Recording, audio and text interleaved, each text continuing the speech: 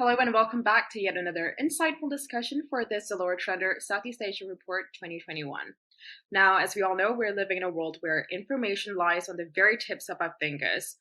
In fact, such words have never rung truer, especially at a time where internet penetration is at an all-time high here in Southeast Asia. So who better to bring along into the discussion than Stephan Wu, Strategy and Insights Manager at Google, who will be taking us through this year's online trends and everything else in between. Welcome along, Stefan, and thanks so much for joining us. Thank you, Amy, and no pressure at all, definitely there. Very happy to be here. Fantastic. Now, first of all, we're uber excited to have Google partner with us again this year. But, tell us, since the launch of our Trender report last year, most of the world has largely adapted to the state of current affairs with vaccination programs rolling out and many countries lifting restrictions. What are some of the interesting Google retail consumer trends you've observed in the region? Yeah, so that is definitely a good question to kind of start with. It is true that across Southeast Asia, we're seeing countries gradually opening up. So I think that's a very positive sign. From Malaysia, Indonesia being some of the recent examples, opening up interstate travel, and Singapore, of course, also opening up VTL. So I think all those are positive, I would say, telltale sign for what is to come, hopefully. But with that being said, right, I think one thing that is still important to recognize from a regional standpoint is that each market is still at different stages of that recovery process. And in fact, when we look to our internal data, right, when we look through the physical retail mobility data, we've actually seen that most markets are still actually a little bit off the pre-pandemic baseline. And just to give you a spectrum of that, right? So Vietnam, as example, I think it's currently still about minus 30 to minus 40 away from that baseline. And you have Malaysia, Singapore, Philippines that's hovering between the minus 10, minus 20 range. And of course, with Thailand, Indonesia doing a little bit better. But again, there's still, I would say, room for improvement there as well when it comes to it, right? So now, irrespective of, the recovery state that the countries are in, I think one thing that we increasingly, recognize is also validated is the fact that digital touch points are becoming more important than ever, right? And it will continue to kind of prevail and be relevant even in the so-called post-pandemic world that we'll be living in. And in fact, in one of the most recent market research that we've done in partnership with Kantar, we found out that 73% of Southeast Asia shoppers still selected online touchpoint as the most helpful and most important, channel that guided them through the purchase journey during this period of time, right? So I think that speaks volume for itself.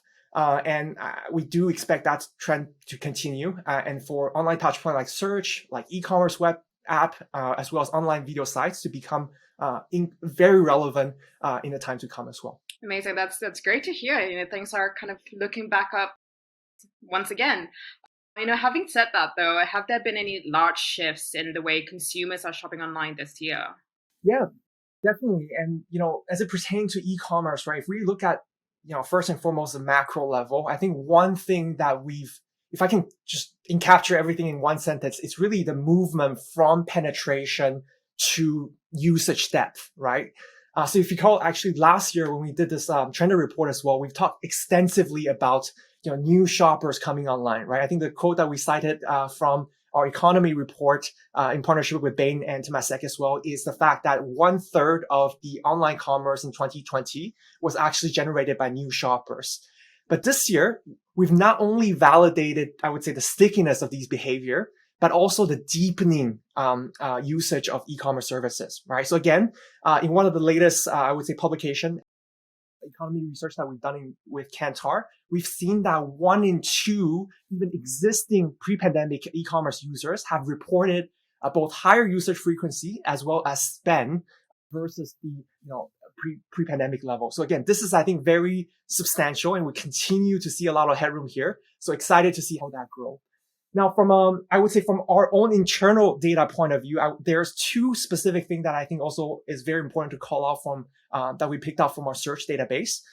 So one is this whole rising interest in brand authenticity, right? So across Google search and across in our Google Trends platform as well, we've seen an increase in searches for things like official, authentic, genuine, limited edition type brand searches, which gives a little bit more color and also, insights into the fact that Southeast Asia consumers are actually increasingly more mindful about their brand purchases. And I think this is definitely something that brands and retailers can tap on, right? To articulate that brand proposition, value proposition overall. The other really interesting one that I think we've seen as well is this also rising need for affirmation. And I think hopefully you can relate to this as well. I certainly can, because, if we think about online now having a greater product selection than ever before, we've actually seen evidences that consumers are feeling overwhelmed by this, right? So this so-called choice paralysis, or the paradox of choice, as some like to call it, it is no surprise then that a lot of these consumers are turning to search to help find relevant information, right? So I think just as a testament to this, so we've seen searches like best of something, like best laptop, best smartphone type searches growing, exponentially. We've also seen, latest type searches with consumers wanting to find, what is actually the latest in trend product. So all of those things gives a very clear indication that they are fighting for information to guide them through that journey. So again, right, I think for brands and retailers, this really translates to the opportunity of, how can you be discoverable in that path to purchase journey, right? And how can you be relevant? How can you create, content that will ultimately help shoppers shape their decision as well? That will be more important than ever. Yeah, it's interesting you mentioned that, because I think maybe a few days ago I was searching for the best skincare for sunburn. And that was my search for the past few days, because I was shooting in the sun for the past I guess 1 week, and now I'm a completely different color. So yeah, you're bang on with that. Now going back to what you mentioned about content. Last year we saw a huge importance for brands to have really good video strategy, and that's owing to the pandemic lockdowns. This year, however, the GWI showed that YouTube continued to attract the largest online audience, when it comes to 16 to 24s in Southeast Asia.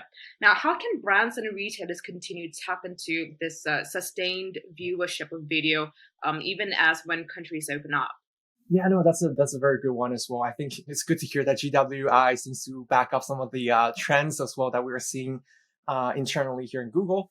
I think twofold, right? For one, it is really about maximizing creator engagement, if that is an option. And the reason why we're saying this more and more is that content creators are actually becoming more important, and we're seeing this, and we're even seeing this thing whereby YouTube creators are actually becoming the next generation of media companies, right? And they are fundamentally building a new way in which they can connect with their audience in an authentic manner. And they're fundamentally also reshaping the entertainment landscape while doing that, right? So I think there's a lot of opportunity to for brands to explore there, be it as a content creator themselves and generating hopefully relevant content to engage with their customers, or partnering with, relevant, right, content creators to deliver that message. I think both of those offer, a wealth of different opportunities in all. Now, the second aspect, or second, I would say, strategy that I also think about is leveraging data-driven advertising. I think we're fortunate enough to be living, I would say, in the era where most digital marketing efforts, I would say, are actually measurable and trackable. And when you can convert some of those marketing specific KPIs, or even, business specific KPIs back into the creatives that are driving the result, that is very powerful, right?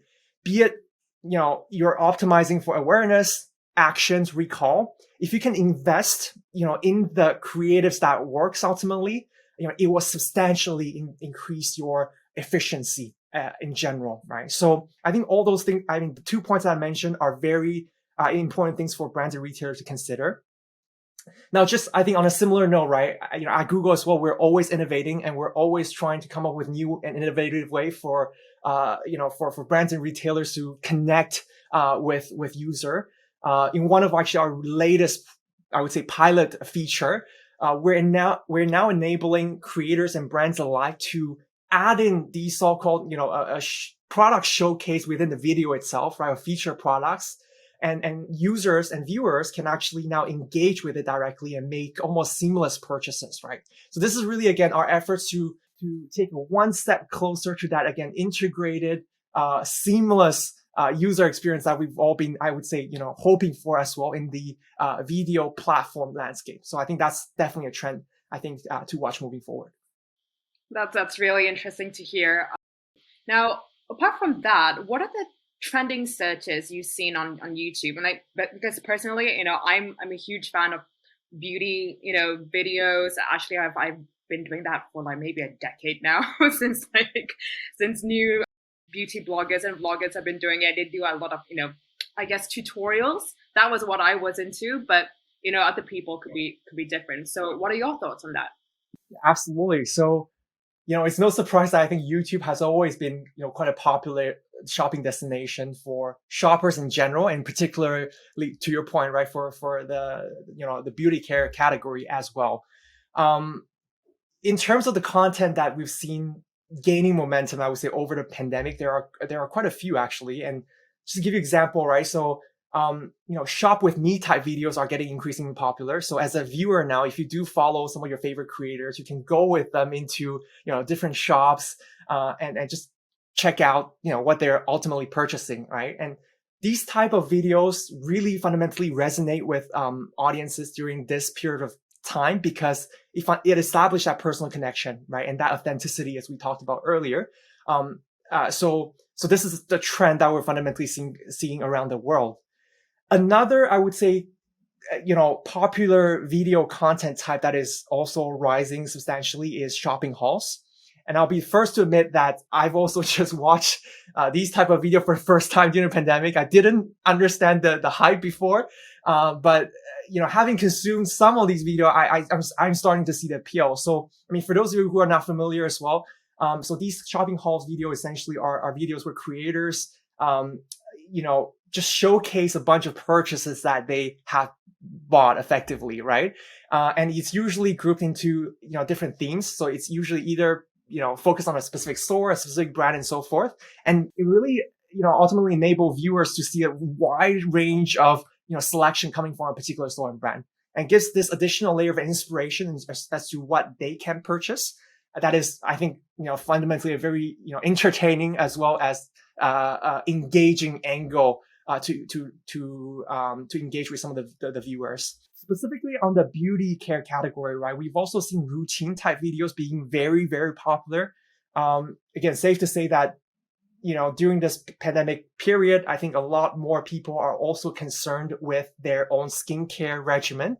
And as a result of that, we've seen them converging into a lot of these routine videos that gives them an indication of how they should take care of themselves and their skin, more importantly, right? So all the way from morning routine to night routines and anything in between, really, have seen quite substantial rise in interest in that aspect. So I think that these are just some examples, but the list goes on and on. But hopefully it gives you a taste of what type of content users are actually interested in on the YouTube platform. I'm just very interested to hear your thoughts on this whole phenomenon, because personally I'm more of like, okay, if I was to shop, I'd be like, yeah, this is my what I got and everything, and I found that kind of like, like why would you do that? But that's just very interesting to hear. How did you feel when you watched it? Yeah, no, that's a good one. So I initially, I would say the first few videos I would watch around shopping hauls were a little bit overwhelming, and again, I'll be the first to admit that, for the reason that there are just so many products that they're trying to showcase at once, usually, right?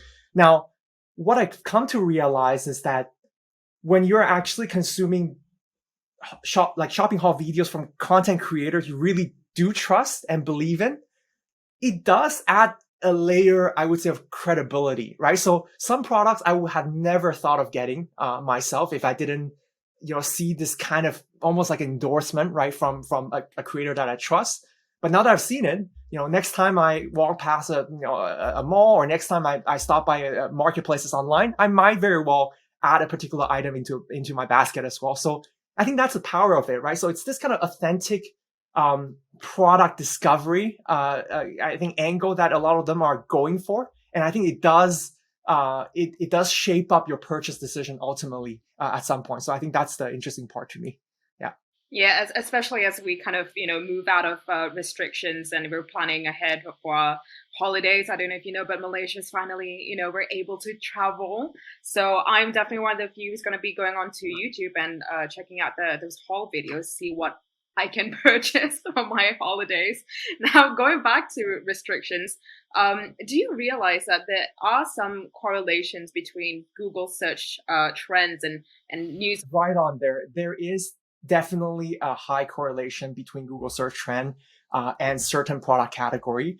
I would say the best example of this is definitely, travel related, themes and search term as well, right? So just to give you an example of that, like funny you should mention that, when Singapore first opened or first announced the VTL travel lane, searches for Germany went up by 300% in that day itself. It's insane. There was a lot of pent up desire to travel. I think definitely something that I think we both can relate to as well. And then since then, we've also seen a heightened interest for travel luggage and accessories. So I think that's a very positive sign, I would say, for brands and retailers that operate in those sectors as well.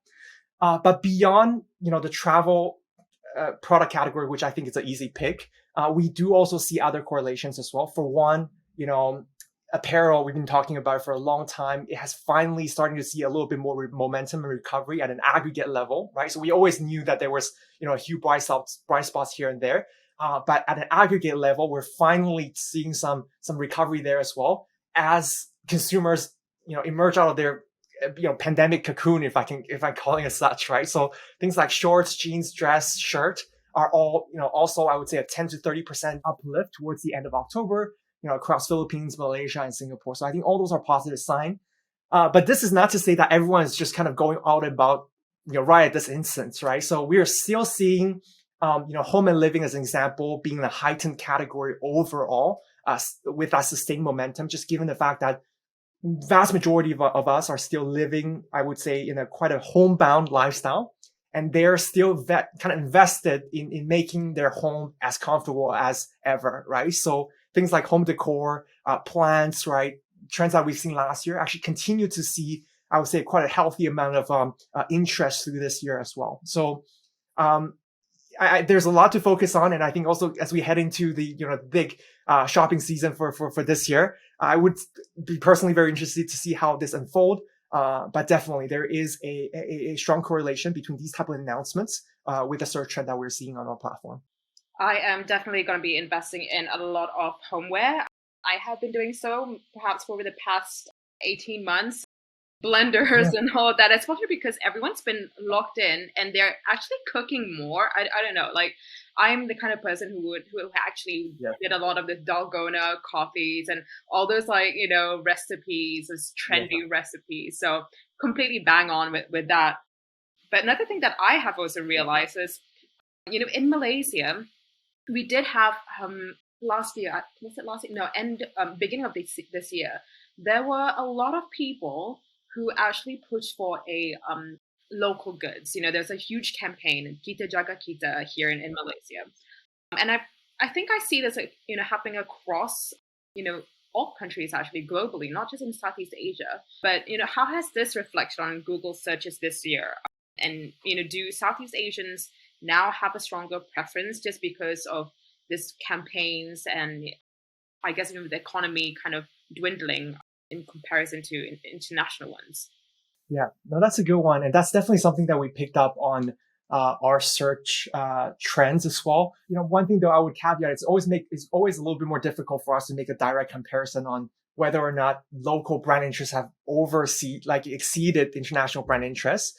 But we are definitely seeing momentum, and last summer alone, for instance, globally we saw like a 200x increase in searches for supporting local businesses, and I think that's very substantial. And in Southeast Asia, right, in Indonesia, for instance, we saw a 95% increase in searches for Buatan Indonesia. I believe I'm most likely butchering the pronunciation, but again, I believe that stands for Made in Indonesia, right? So very, very interesting trends all around. And in Singapore, even, right, we're also seeing support local, seeing quite a bit of momentum as well.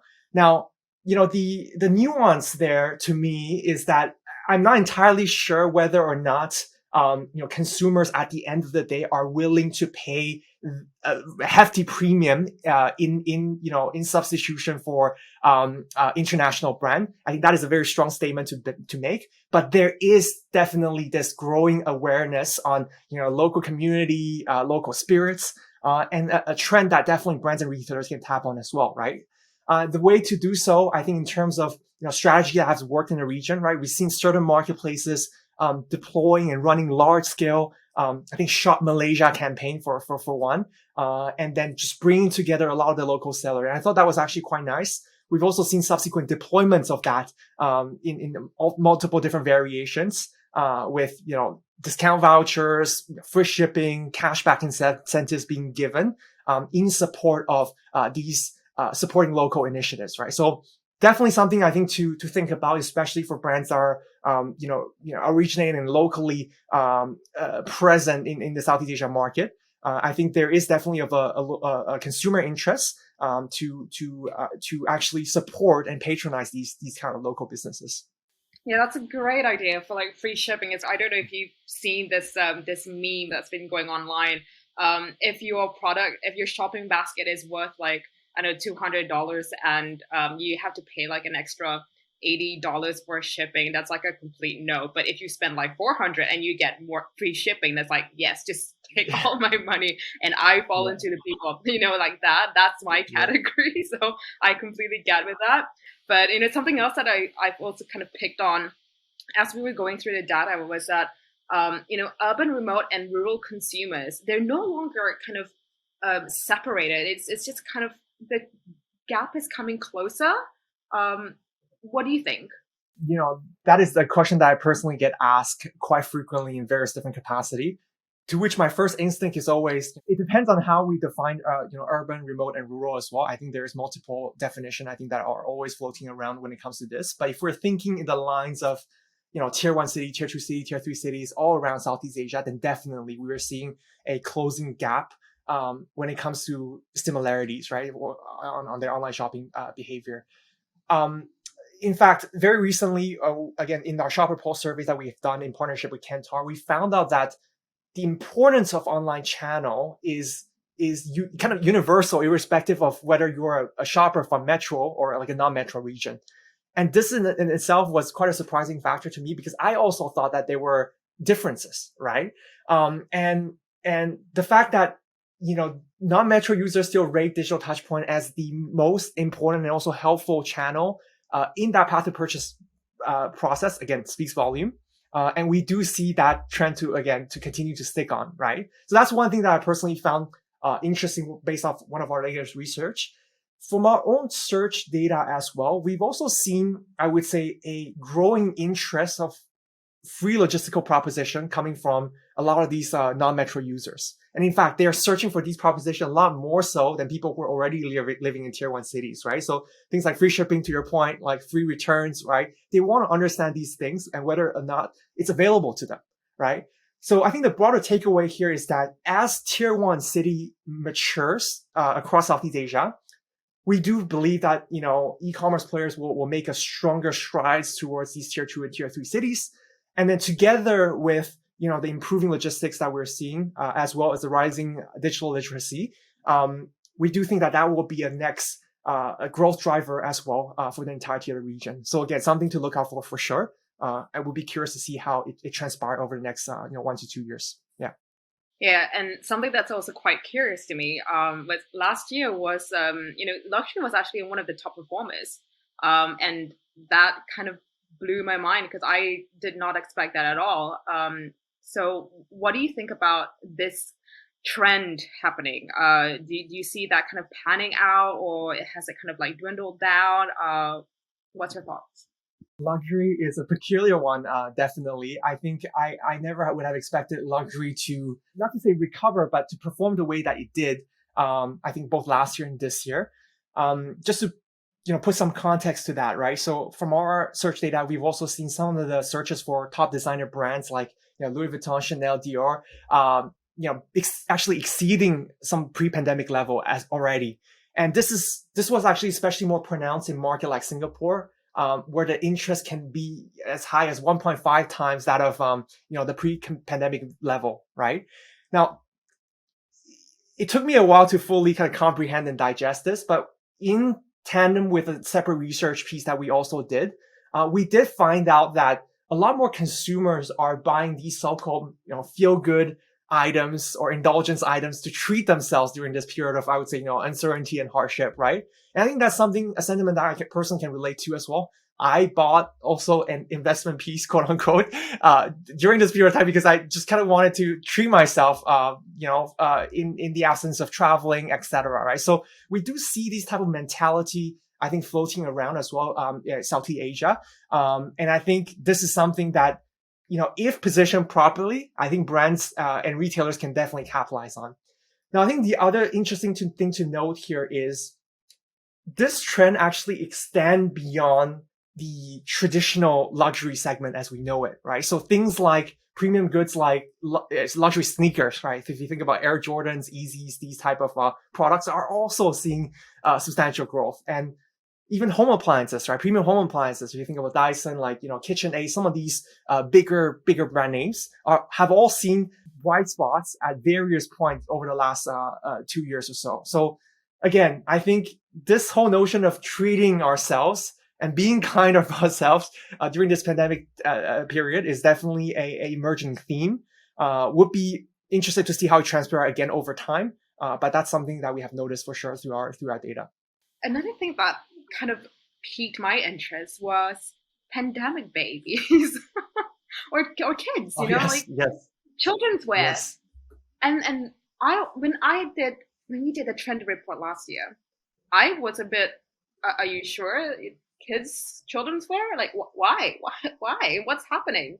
But it was actually doing really, really well, and that was because a lot of, I guess, parents, they didn't have the option or the channels to go out and purchase these kids wear. And I didn't think, because I don't have kids, but of course, kids do, and babies perhaps even, they do grow at a very substantial rate, and it's insane that they actually go through maybe 2 to 3 types of clothing within like a few months, those kind of things. So the turnover rate there is very fast. But now that it's been a year on, and vaccinations are being rolled out, people are starting to go out. Do you see that this segment is still progressing, especially in terms of searches? For as long as I can remember, there has always been this debate on whether or not there was a pandemic baby boom globally, right? I think there's a lot of research articles that I think were trying to prove or disprove this hypothesis for the last little while. I haven't really seen, all fairness, like really, really strong data points on this. But one thing, again, to your point exactly, that we've seen for certain is this whole offline to online shift, right? Because of the situation that we're in, a lot more mothers and parents are no longer as proactively going out in store to shop for clothing for kids or, milk powders or baby, clothes, etc. Right? So we've actually seen interest picked up as a result of this. So this offline to online shift is very important. And now that parents have tried to purchase some of these products and have had a good experience as well, it is very likely that they will continue to do so in times to come, right? So I think for brands and retailers in the space, being present on a digital channel is super important. Again, it's beyond continuity now, right? So in order for them to capture ultimately this tailwind that we're seeing, this is almost like a necessity. So I think that's something that we think about for this particular category as well. Yeah, and especially as you mentioned early on, there's a huge deepening. I guess it's probably because you've already had a starter, a little amuse bouche last year, for first time users. So you've had a bit of a time to just kind of tinker around it, and now everyone's really just like, okay, this is it. We're really going into it, and now they're experienced. They're all experienced users, so to speak. But having said that, do you see a specific age group that's surprisingly spending more time online?